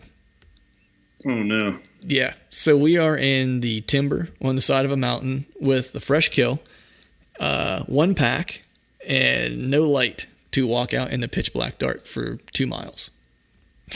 Oh my gosh, dude. Yeah. Which was it was. I mean, we made it. Of course, I'm here, so we made it. But it was not a pleasant pack out. But spirits were high when we got to the truck because it was finally someone put something on the ground, which was good. The next day, we ended up all going back to that area and hunted our way back to the kill site, and that was actually probably the best day, man. Like the best. I guess the memory that I'll take from that trip, that was the coolest time, was the four of us all going back to where we made the shot, and all of us chipping in to help, quarter that animal out, quarter him up and pack him out. And we made a bonfire and stuff like that because it was really cold that morning. We made a little fire that way we'd have somewhere to keep warm, and we took some backstrap off the elk immediately and put it on some sticks and cooked fresh elk meat, over an open fire for lunch. So we'd have something to eat for lunch and stuff like that. And none of us were really concerned with hunting much that day. We were really just more concerned with just, we all just kind of looked at each other and was like, so many times like you make a harvest and then it's just like a rush to get it out of the woods because either it's the temperature or you don't have the next day to do anything, to hunt or whatever. But this was an opportunity that we had to just kind of enjoy each other's company and all kind of just take in the experience and just be with each other in this awesome place. And so that's exactly what we did. We spent the day there just kind of hanging out. We made like little places for ourselves to sit, and we just hung out and talked and butchered the elk up and ate fresh elk meat and shared stories and laughed and just had a good time, man. And that was probably the best part of the trip was that day, because that was just that's something I'll remember for a long time, was just the shot, the kill, the pack out in the dark, hanging out around that campfire the following day, making all the butchering requirements take place and do all that. So that was really the trip, man. I mean, we hunted for a couple of days after that. But we had a couple mule deer encounters, that we went the full draw on, but just couldn't seal the deal. And then it was a long 36-hour drive home. So different than yours, where you were all jazzed up and could have drove, 3/4 of the country. I did drive 3/4 of the country, and it was a quiet drive. Right. But I wouldn't trade it for anything, man. It's like we're already planning to go back next year and make a hunt. My one buddy, I think he's actually going to go back out in November for a gun hunt. I mean, if we were hunting rifle out there, we would have killed bulls all of us would have killed bulls probably in the first 3 days. Because we did see a couple the first day, and then we would have had some mule deer, on the ground too. So we definitely had close enough encounters for that. My cousin missed a mule deer at about 60 yards. But yeah, man, that was the trip. And now I'm back here getting after whitetails, trying to see if my whitetail season doesn't turn out any better than my elk hunt. So fingers crossed for that. That's pretty cool, man. And that's a long time to be out there. That's, I know we both kind of talked about it before we left and talked about the importance, I guess maybe the mindset of hunting in the East and the West can be a little different. You have to me, Western hunting, sure, you got to be on your A game, and you got to be proficient, and you got to be good, and you got to be skilled outdoorsman and hunter. And, but your temperament or the mood or whatever is so much more important when you're out there camping, and especially if you're with hunting buddies, you're with those guys like 18, 20 hours a day. Yeah. If everybody's head's not in the right place, talking about getting sick of somebody real quick, Yeah. I mean, that's the good thing too, man. It's like the group of guys that I go with are just top-notch dudes. It's a lot of laughs, a lot of fun. We're all pretty serious hunters, you know what I mean? So there's some moments where, we take things kind of seriously. There's definitely some, cursing and anger that occurs, during the course of a hunt, just with how certain things unfold and stuff like that. But by and large, it's like, everyone, I mean, we enjoyed each other's company and stuff like that. So there wasn't a guy in camp that I wouldn't go spend 2 weeks in a tent with, put it that way. And you're definitely right, man. The mindset has to be, it's just, it's just different. It's one of those things where, I mean, there's a mindset you have to grind out like a long whitetail season whenever you're doing, say you're going to go do, say you're a guy like me and you have vacation time you're going to take to go hunt and you're going to go do, hunt in Ohio, like I like to do. And it's like, I've got 8 days to try to make it happen. It's like, I'm going to grind out 8 to 10 days of all day sits. You know what I mean? And like, some days are good, some days aren't good. You might only, depending on where you're at, you might only see a handful of bucks. You might not see a shooter at all, but you're going to grind out, 8, 12-hour days or more in a stand, like that's one type of hunting that's tough. When you get out like in that Western style hunting, it's like, it's the grind of like, it's so hard because you see animals, right? You see them. Like I would say that I see more animals than I do when I like Western hunting than I do whitetail hunting. But there's so much more involved to try to get close enough to get a shot. You know what I mean? Because there's always an opportunity because you can move in closer. Whereas whitetail, it's kind of hard. Like it's like they're either going to come, you either set your right stand location or you didn't. You know what I mean? For that particular area. Out west, it's like you have to have the mental toughness to say, I'm going to make that stock. Because there are some days like after you've hiked 10 miles and now you spot a bull on the next mountain, it's like, do you want to make that 5-mile hike to maybe have an encounter and possibly get a shot? You know what I mean? And it's just, and it weighs on you, you know what I mean? Because part of it is like, you have to be honest with yourself. It's like, can I get over there? Physically, am I going to be able to get it done? You know what I mean? Can I get over there in time? Number one. Two, once I get over there, am I going to have enough, oomph to actually like have my wits about me to make the shot, and then three, it's like, if I do, make the shot, do I got enough gas in the tank to make the hike out and make the pack out and then possibly have to come back and pack out the second half that same night and have an all night pack out. Right. It's like, that's the cost to play that game out there. You know what I mean? And as, whitetail seasons have opened up and, I've sat one time in Iowa so far. It was just a very, very, non-invasive sit. A place I could get into and I could watch a huge big alfalfa field and glass stuff. That was more the reason for it. But I have hunted several times down in Missouri this season, and I would be lying if I didn't say that there's been some of my sits where I'm like, I feel like I should climb down and see if I can put a stalk on that whitetail over there. I'm sitting in a tree stand and like just what you were saying, I'm kind of married to this tree stand set right now. And the deer are on that side of the food plot. I don't know if they're going to come this way. And if they don't come this way, there's really not a lot I can do about it. So it is kind of different. I've actually had a few of those thoughts already this year where I think I do think that it's going to change a little bit of my style of hunting. I do see myself maybe getting a little more aggressive this year with some of my run and gun sets. I'll probably do more than I've done in the past. Right. I'll probably hang and hunt a lot more than I have before. Right. Well, speaking of whitetail and getting aggressive, how's I know we talked a little bit about off air before we hopped on to record how your set went tonight, but how's everything kind of shaken out for you? I know you've hunted in Missouri a little bit. I know we texted back and forth a little bit whenever you were in the tree in Missouri, and of course we caught up a little bit today about your hunt today. But what's overall? How are things panning out?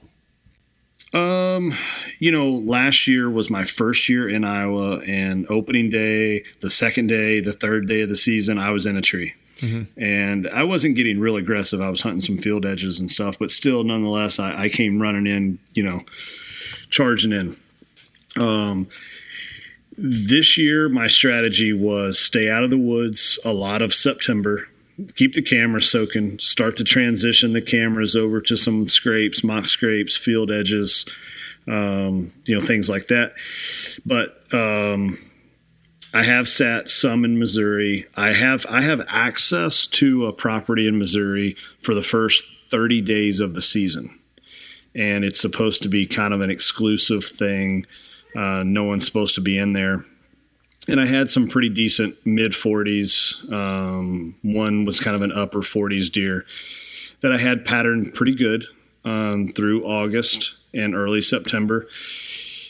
And then I started getting pictures of another hunter that was hanging all of his ladder stands that he rifle hunts it later on in the year. And I haven't gotten any pictures of any mature deer since then. So that's kind of a bummer. Yeah. But knowing that I've already purchased a $225 non-resident tag, and I'm kind of vested. I helped the landowner out with his providing some soybeans and stuff like that this year. So I'm kind of vested in this property. I thought, well, I'm going to go sit and, see what I see. I've been seeing a lot of does. It's been pretty warm for the first part of the season here that it opened, and like it's been a lot over the Midwest and even in PA and stuff. So It's been pretty warm.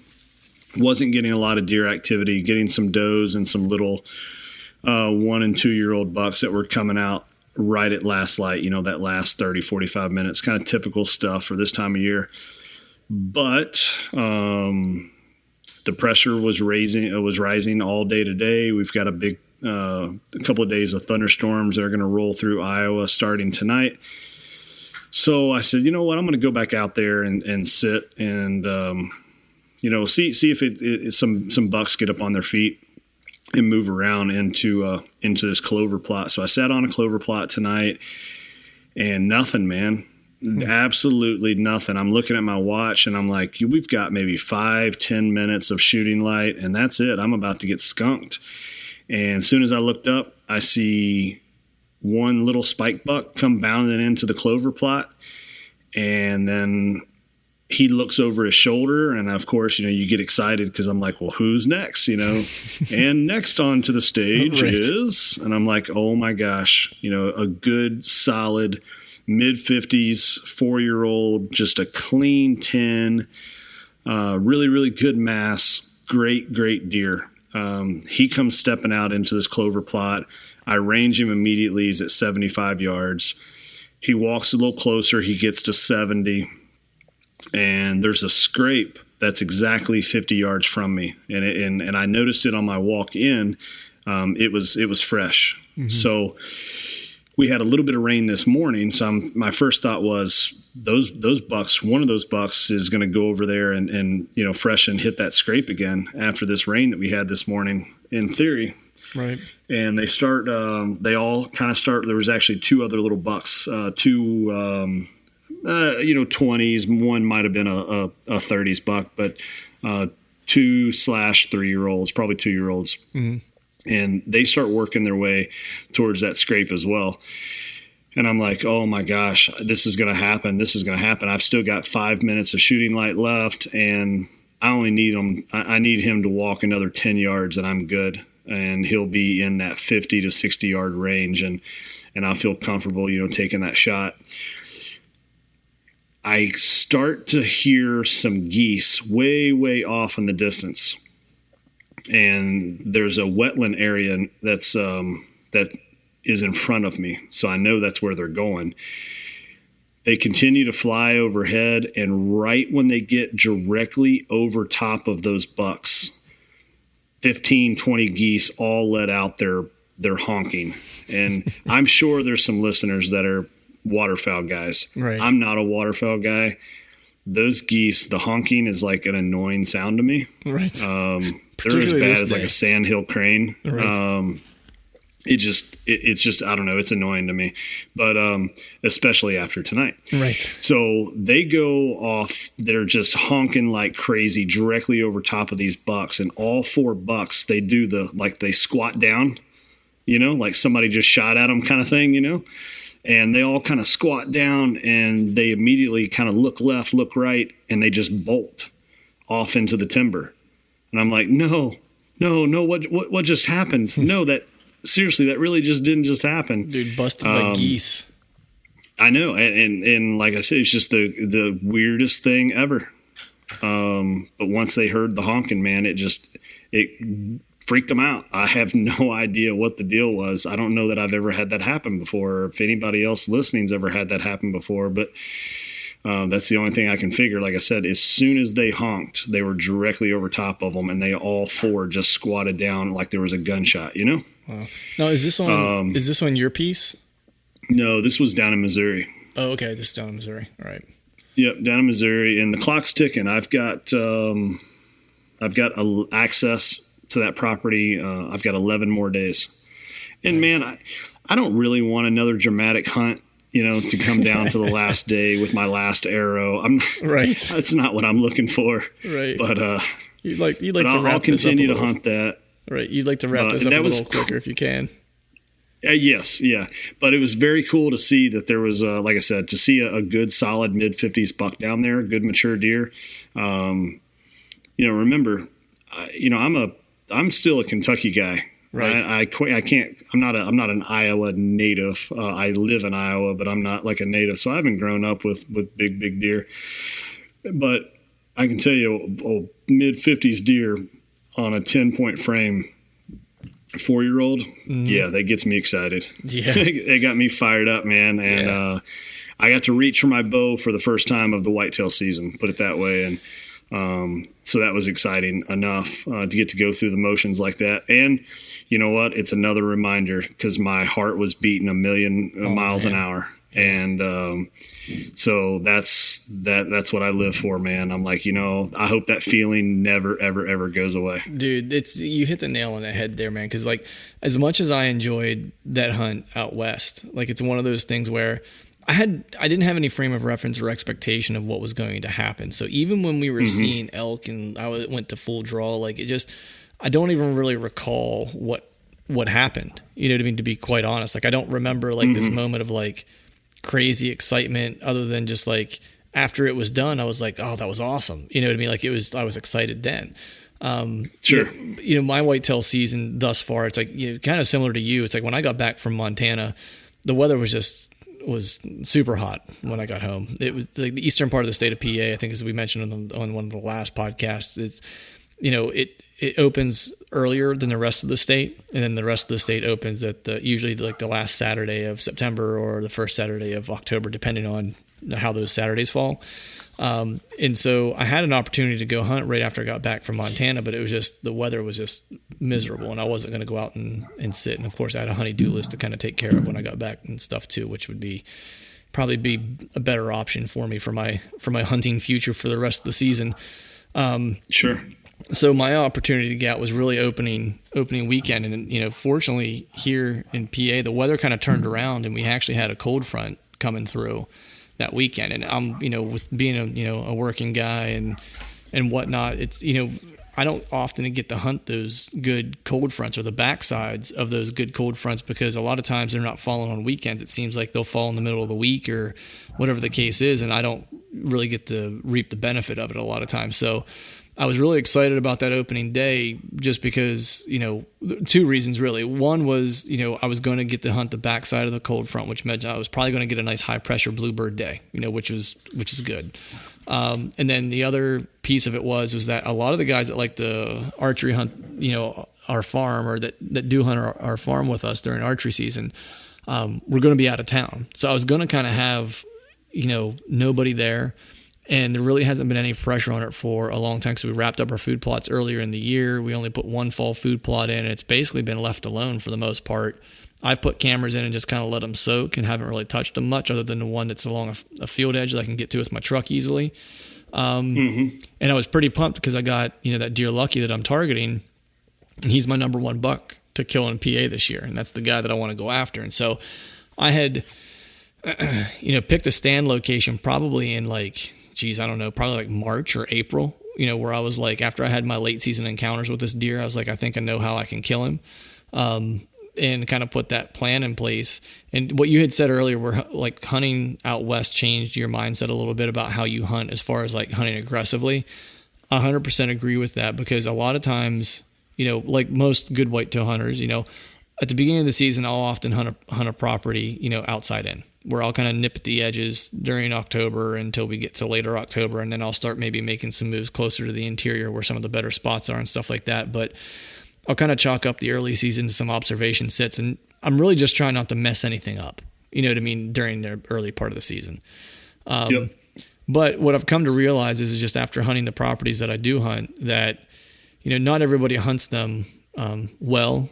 I guess I'll say, you know what I mean? Or they don't hunt them the way I hunt them, I guess is a better way to put it, where they're not as mindful about their entrance and exit. They're not as mindful about scent control. They're not as mindful about blowing into the interior of a property, opening weekend and stuff like that. So I realized that if I had a pattern on a deer or thought I could kill a deer, like I need to move on it. Like I need to hunt aggressively. I need to get into the stand that I think I can see him in and have a cold front to do it on. So I actually dove into what I thought would probably be one of my better stand locations, which, some people listening might cringe at that.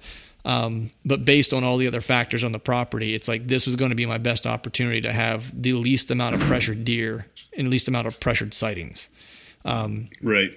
So I didn't hunt the morning, of course. I waited till the evening, so I did go check a camera or two in the morning in an area that I don't really hunt much on the mountain. I put cameras there for recon this year to see if there's anything using this one edge that I was really kind of curious about. And I thought there were going to be deer using that edge. I checked my camera, there were 0 pictures, and that was like after it soaked for a month. So that pretty much told me what I needed to know there. Right. That was really, it was a recon for next year to see if there's something I should be paying attention to in a different part of the property. Did that in the morning and then jumped into a tree stand. In the evening, of course, was using a mobile setup, was because I didn't know what tree I wanted to get into. I just knew the area I needed to be in, and got into the tree. I think it was like 2:30. Beautiful day, man. Like it was just, blue skies, 5 to 10 mile per hour wind, just like exactly what you want. Just enough wind to where the deer aren't skittish to the wind, but and if you have a good wind, they think that the wind's in their favor. And that was kind of the setup that I had, where it's like the wind was almost wrong for me, and almost perfect for the deer, where I was sitting. So it was just like, I couldn't have had a better setup other than I was getting some swirling wind from time to time, which wasn't good. But by and large, my prevailing and what I predominantly had during the set was what I wanted. And so got in the stand. I was there 10 minutes. The biggest fisher I've ever seen walked out in front of me. So I saw a fisher like immediately. Those things make me a little nervous, man. Those things are kind of evil looking. I don't know if you've ever had any encounters with them. And they're not pleasant creatures either. So no, they're a little bit nasty. Yeah. And so I'm sitting there, watch him for a while, and he moves on, and I'm sitting there just kind of, taking it all in, the first set of the season, and it's about 4:00, and of course there were some squirrels around and stuff like that. And I was listening to them and took some pictures of them, and had my camera with me, of course, and so got some B-roll film of them in case I decide to put some type of video together for funsies this year. And I keep hearing this sound behind me, and I just chalked it up to being a squirrel, and I just happened to look over my left shoulder, and there's a 3-point standing behind me. He's almost under my stand at this point. He's probably at 7 yards. I didn't range him. Looked back over my shoulder a little further, and there's a forkhorn over there, 4-point standing there. And I was like, and it's like 4:00, so this is really early, right? And I'm like, all right, so there's some deer moving. So I grabbed my bow because Lucky had been bachelored up with a group of bucks that he'd been running with for the year, for the summer. It was basically him, a 9-point. It's a really nice deer, 3-year-old, which is a rarity even in Pennsylvania. I think Lucky's a 4-year-old, and I think this other deer he's running with is a 3-year-old. And then he was always with, what I call peckerheads, which are just like a 3-point and a forkhorn.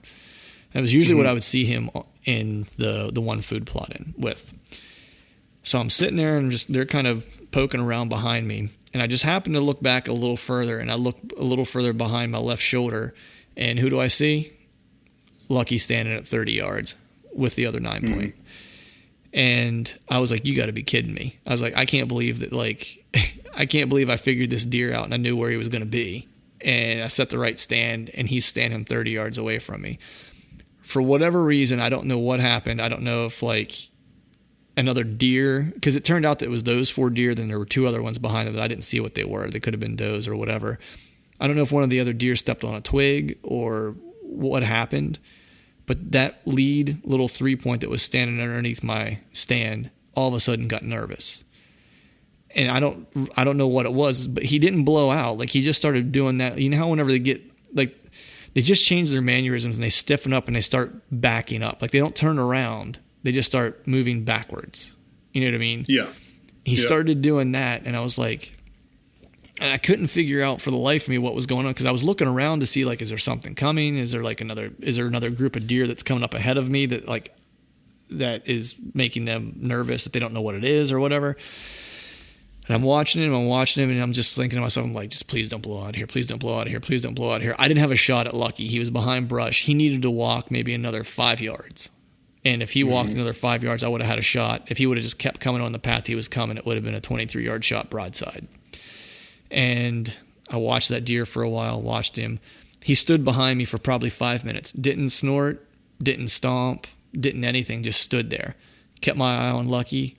Never moved. Just kind of stood behind me, was munching on some acorns or whatever. I could see that he was chewing, so he was eating something. And then all of a sudden, the little 3-point just decides to turn around, and they walk from where they came. And that was it. And I had never been so mad at a group of deer in my life. I was pretty bummed out, man. Like, it was one of those things where, like you were saying, like, where first time I got to grab my bow and the heart like was pumping, like got the buck fever shake, you know what I mean? Yeah. Like got the whole nine, and I was just pretty stoked. Like, the one good takeaway was that I was right about where I thought he was bedding and how he was going to use the property and what terrain features he was going to use and what pinch point he was going to walk through. And so all those things were correct. If he wasn't still bachelored up, if our property still wasn't bachelored up at the moment, he would have been a dead deer if he was on his own. Sure. But, he's a smart deer. He let old Punky 3-point take the lead, and and that's why he's still walking around. So I don't know. I think, I don't know if I don't know what it is, the weekend of the 15th or something like that, or maybe the following weekend after that, depending on what the weather's looking like. I'll probably get one more hunt for him in October. He usually disappears and goes nocturnal from like roughly around the 19th, 20th, 22nd. Like I start getting only nocturnal pictures of him at that point, and he won't start reappearing in daylight until usually after Christmas. Like, he'll start showing up in the late evenings, and when he gets back on his bed to food pattern is when I think he's probably killable again. During rut, I have no daylight pictures of that deer during rut. It's only early season and late season. So if I don't get it done here in the next 2 weeks, it probably won't get done until late season if he makes it through rifle season. So I probably have one more hunt for him. Sure. So that was my whitetail hunt, but it was exciting, man. I was stoked to see him. So I can't complain about it too much. I saw my target buck, which, I know a lot of folks, they will target or pattern a deer and they can go a whole season and not see him in the timber at all. So I feel fortunate from that perspective. Before we continue our conversation, I'd like to take a moment to talk about our partners at Exodus Outdoor Gear. You've heard me talk to guys on this show who shared testimonials about their experiences using Exodus trail cameras. I feel like I should add to it myself. I can honestly say that Exodus has played a large role in me learning enough about Lucky to hunt him effectively. The quality of the camera gives me the confidence to leave them hang all year round and know that they won't fail. I was able to put a lot of puzzle pieces together on this deer by leaving my cameras up all year this past year. I also let the cameras soak for months on end without worrying about battery life in preseason and during the season. The additional benefit of this is I keep pressure down in the areas I feel pretty certain Lucky is bedding, feeding, and or traveling. I've not harvested Lucky at this point, but I have seen him in 3 of the past 4 hunts, and I can honestly say that my Exodus cameras have played a large role in my sightings. And this, my friends, is an Exodus experience. If you'd like to make an Exodus experience of your own, you can use the promo code TRUTH at checkout and save $20 on a trail camera purchase at ExodusOutdoorGear.com. And now back to the show. Yeah. No, and the buck that I sold tonight, I don't think I've ever seen. I'm going to go back and double check trail cameras, but I'm 99% sure I've never had a picture of him before. Mm-hmm. And I think we've actually talked about it before where, I'm a firm believer if you get, for every picture of a buck you get, I'm convinced there's at least 2 more that you haven't gotten pictures of. Right. Even if you're running multiple cameras. And I've never had a picture of this deer or the other 2 that were behind him. Now, the super spike, I think I sent you a text last week when I was in Missouri and said the only thing I saw was a couple of does and like a mega spike. Yeah. I believe this was that same mega spike. And when those geese started honking, he was the first one. I mean, they all kind of, flinched, but he was the one that bolted out, let out. You know what I mean? Right. And it's kind of like monkey see, monkey do. When he took off running, then the rest of them were like, I don't know why he's running, but I'm running too, Right. They just kind of followed. So yeah. I don't know. It sucks. Yeah. I'm just like, man, and once I looked at him and without binos, and I was like, man, that looks like a good deer. I really couldn't see his headgear that well, right? Other than that he had headgear. But I saw a big round belly, Right. And I'm like, that looks like a good deer. And I put binos on him and I'm like, you know what? That's a real good deer. I was like, I'm shooting that deer. So I did have a guy running a camera for me tonight, and I kind of glanced up at him and he was looking down at me and he was running video already.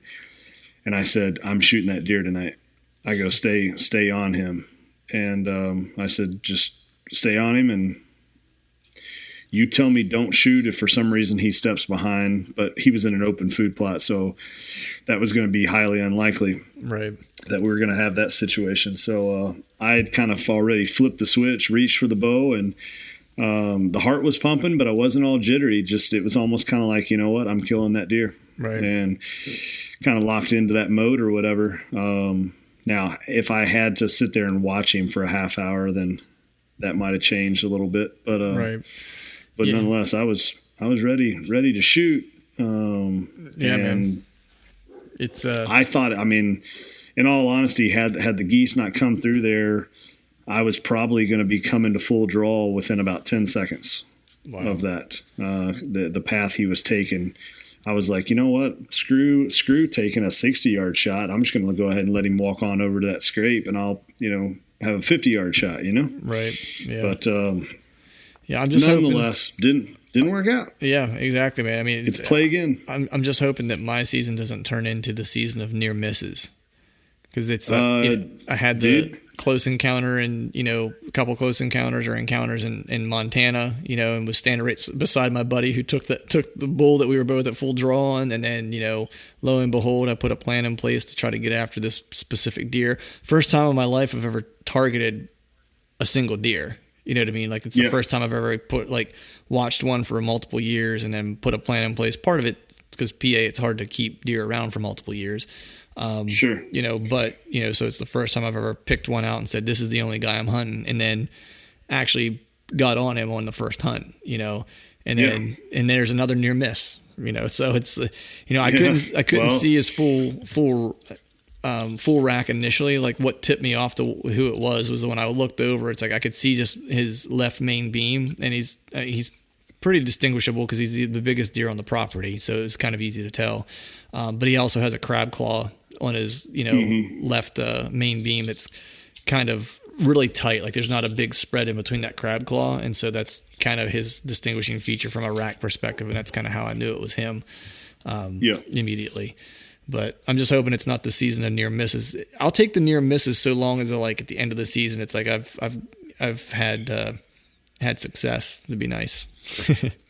2014 season, there was a buck that I was hunting that I called Johnny Cash, and during the month of September, I had 3 encounters with him, all inside of 50 yards, and couldn't get a shot off. And then ended up killing him on October 4th on the 4th encounter. So there is hope.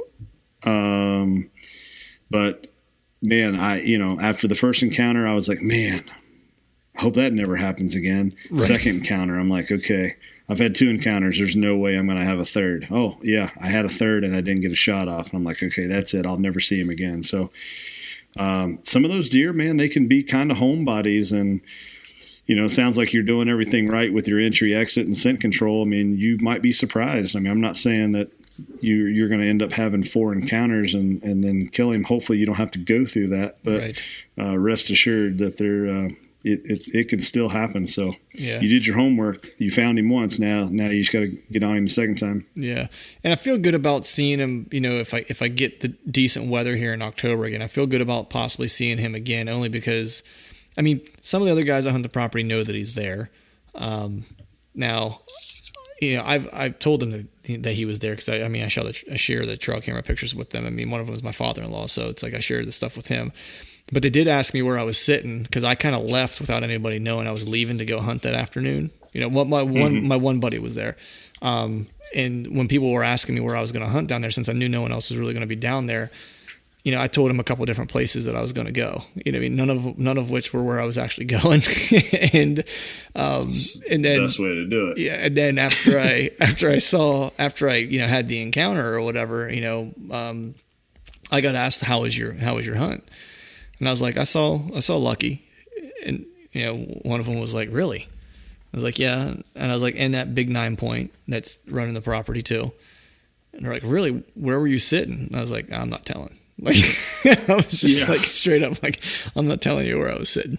I was like, exactly. And so then it was funny because I had a subsequent, you know, follow up chat with that person, and they were asking me about, because they weren't there that weekend, they were asking me about like, well, did you check the camera here? Did you check the camera? Because they were trying to see where I went and where I didn't go. You know, they were trying to narrow down. So everywhere they asked me, I went. I said, yeah, I was there. I walked through there. Oh, yeah, I walked through there. Yeah, I walked through there. So it made it sound like I was all over the property. Sure. Trying to hilarious. throw them off my trail. I was like, I'm not trying to be a jerk, but I was like, don't, you know, I'll tell you at the end of the season what I know. Like, yeah, no, I mean, seriously though, like when there's multiple people in an area and stuff, you know, sometimes you got to do that, you know? Yeah. It's funny because it's my father-in-law. Like, so it's really kind of funny because there's this like, you know, he's like my dad. Like I love him to death. You know what I mean? But it's one of those things where he's like, you can tell he's kind of like, just why won't you tell me? Like, yeah. But you know, family. No, it is what it is. It's whitetail hunting sometimes. That's right. I was like, there's family and then there's whitetail hunting. I'll talk to you after the season. That's right. Yep. Yep. All right, man. Well, with that, dude, I think we can go ahead and wrap this one up. We gave our updates on Montana, our updates on our whitetail hunts, unless there's anything. Well, actually, let me ask you, like, when you put together that short with your Montana hunt and you share out the snippet, are you sharing this for public consumption at some point? The what I'll call the trailer or whatever. Yeah. So I did kind of I did some rough cut stuff, some of the interviews and some of that. I did put out an episode on Arrow Wild TV today, and the actual short film. Another PA boy, Wade James from Ad Liv Collective. Mm-hmm. He edits. This is the second short film that he's edited for me. And he's actually coming on board as the editor for Arrow Wild TV next year on the episodes. That'll be on Carbon TV. But the short film will be sent over to Badlands. Nice. So the sneak peek link that I sent you via text a little while ago, that's a sneak peek for you. And that'll be, like I said, sent over to Badlands. Hopefully it'll get picked up, and then that's when it'll get seen publicly for the first time. Sweet. And then after they release it, then I'll put it out on other social media outlets as well. Nice. But, yeah. And I know, so that's all wrapped up and done. Nice. I'm looking forward to seeing the sneak peek, man. And I want to say, I know that we talked about this a little bit, and you kind of mentioned it there, just very with undertones. But I want to say congrats on the Carbon TV stuff, man. That's awesome. I always appreciate that. I think that it's killer that you're going to be on that platform and get some more exposure for Arrow Wild, which is great. And you're very deserving of it, man. Like you work hard at your craft. You're good people, and it's and at least I think so. And don't tell anybody else. Yeah, I won't tell anybody else. I won't ruin your rep. Yeah. And I'm looking street forward. cred, Yeah, street cred. You got to bro. keep it. But no, I'm looking forward to seeing this stuff on Carbon TV, man. And everyone out there, when this all comes out on Carbon TV, be sure to check it out. And give Arrow Wild some support in that. on that platform. But yeah, man, let's go ahead and shut this thing down. I got very little sleep for tomorrow and a train ride to New York for a long day of research. So I'm gonna go ahead and psych myself up for that now. Yeah, sounds like a plan, man. Yeah, my phone's actually starting to beep, telling me that the battery's about dead, and I'm gonna go upstairs and hang out with the sister-in-law and get the kids tucked in. Actually, they're probably already tucked in, but grab some dinner and wake up and do it all over again tomorrow. All right, folks, that is a wrap for today's show. I want to thank you all for tuning in, and be sure to follow along with us on the Truth from the Stand Instagram and Facebook pages. If you'd like to get involved in the show and would like to have John and I or a guest answer your questions, or if you'd just like to recommend a topic for discussion, please email me your suggestion at truthfromthestand@gmail.com, or you can click the email button on our Instagram account and leave us a message there as well. Also, if you have a free moment, it would be awesome if you'd leave us a 5-star rating on iTunes, and be sure to hit the subscribe button while you're there so you don't miss any of the upcoming episodes and guests. And finally, I need to give a big shout out to our partners that continue to make this podcast possible: Whitetail Institute of North America, Exodus Outdoor Gear, and Lone Wolf Portable Tree Stands. And until next time, we'll see you. I could show you through the door. I ain't welcome anymore. And long time coming, if it all. It takes a special knowing to color for. Damaged heads, broken letters. Rationalize yourself in numbers, but I